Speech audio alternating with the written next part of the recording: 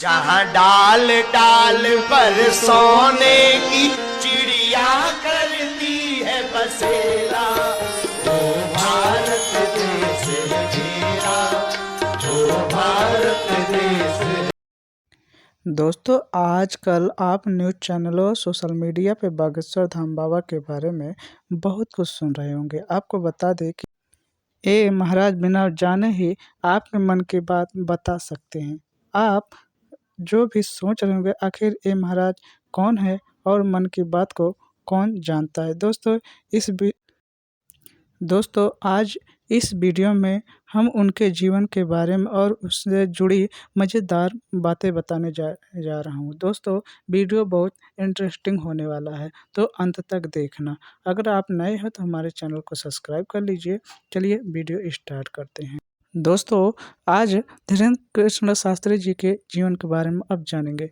धीरेन्द्र कृष्ण जी का जन्म 4 जुलाई 1996 को मध्य प्रदेश के छतरपुर जिले के गाड़ा गांव में हुआ था। उनके पिता राम कृपाल गर्ग और माता सरोज गर्ग हैं। उनका बचपन उनके गाड़ा गांव में बीता। उन्होंने अपने दादा भगवान दास गर्ग से रामायण और भागवत का ज्ञान अपने गांव में जीवन में लिया। उससे पहले धीरेन्द्र ने अपने दादाजी से सीखना शुरू किया। धीरेन्द्र जी का परिवार बहुत गरीब था। धीरेन्द्र जी ने कड़ी मेहनत से रामायण और भागवत ज्ञान प्राप्त किया और फिर हनुमान जी के मंदिर पे जाके ध्यान करने लगे। वह हनुमान जी के भक्त थे।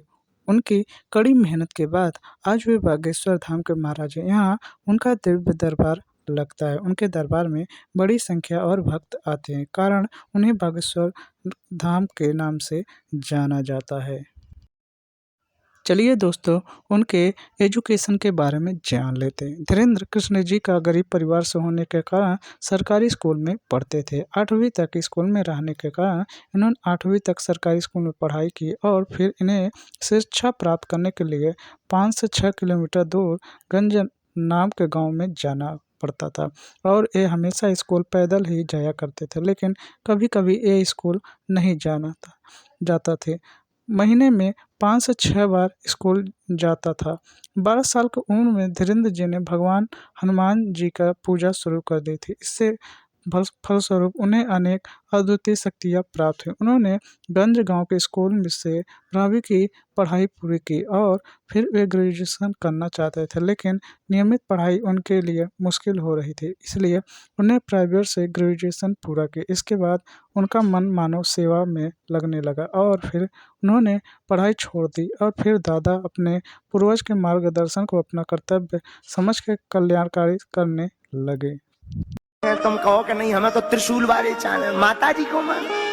तुम कहो नहीं हमको तो बैल जिसका सवारी हो वो चाहिए, भोले बाबा को मानो। लेकिन तुम लोग कुछ कलमोहे ऐसे भी हैं जो चादर चढ़ाने जाते हैं। तो चलिए दोस्तों, महाराज धीरेन्द्र कृष्ण कैसे बने कथावाचक। महाराज धीरेन्द्र कृष्ण जी ने बचपन से ही अपना जीवन गरीबी में बिताया। अपनी गरीबी को दूर करने के लिए उन्हें काफ़ी संघर्ष करना पड़ा है। प्रारंभ में वह ऐसे साधन की तलाश में थे जिससे उनके परिवार की गरीबी दूर हो सके। उसके बाद उन्होंने भागवत कथा सुनाई।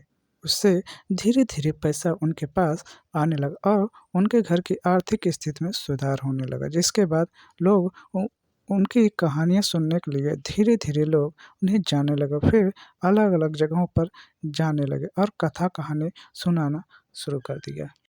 यह 2 अक्षर का नाम, कौन सा नाम? राम राम राम। तो चलिए दोस्तों अब जान लेते हैं बागेश्वर धाम क्या है।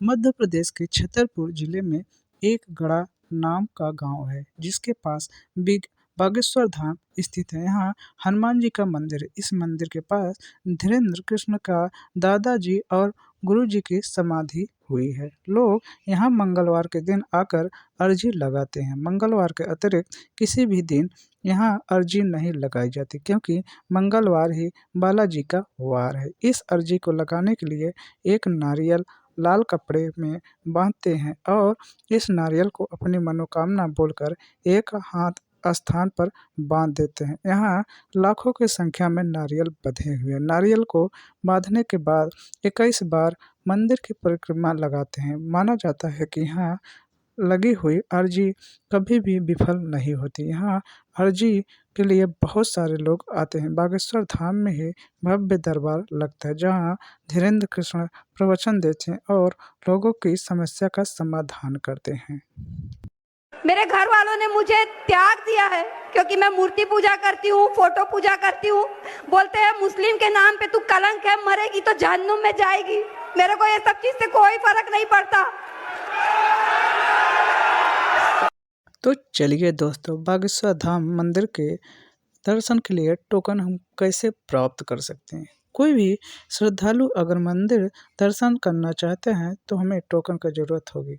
मंदिर की तरफ से दिए जाने वाले टोकन प्रत्येक महीने के किसी विशेष तारीखों के दिन वितरित किए जाते हैं। टोकन के लिए इस समय तारीख के बारे में जानकारी आप मंदिर के कर्मचारी द्वारा प्राप्त कर सकते हैं। इसके बाद उस दिन मंदिर में जाकर टोकन ले सकते हैं और दर्शन के लिए जा सकते हैं। इसके साथ ही यह भी टोकन प्राप्त करने पर आपकी अर्जी बागेश्वर धाम मंदिर में लगाई जाती है। नहीं हो रहे हो, चाहे वो जॉब का काम हो, नौकरी का काम हो, व्यापार का काम हो, शादी विवाह का काम हो, मकान का काम हो, जमीन विक्रय का काम हो, अगर काम सफल नहीं हो रहे, बहुत हैरान है, धाम पर बहुत दिनों से आ रहे, पर्चा नहीं बन पा रहा, सुन लो कान खोलकर। अगर आप महाराज जी का फैन है तो उनके लिए एक लाइक कर दीजिए और साथ में कमेंट में जय बागेश्वर धाम लिखना ना भूलें। तब तक मिलते हैं अगले वीडियो में।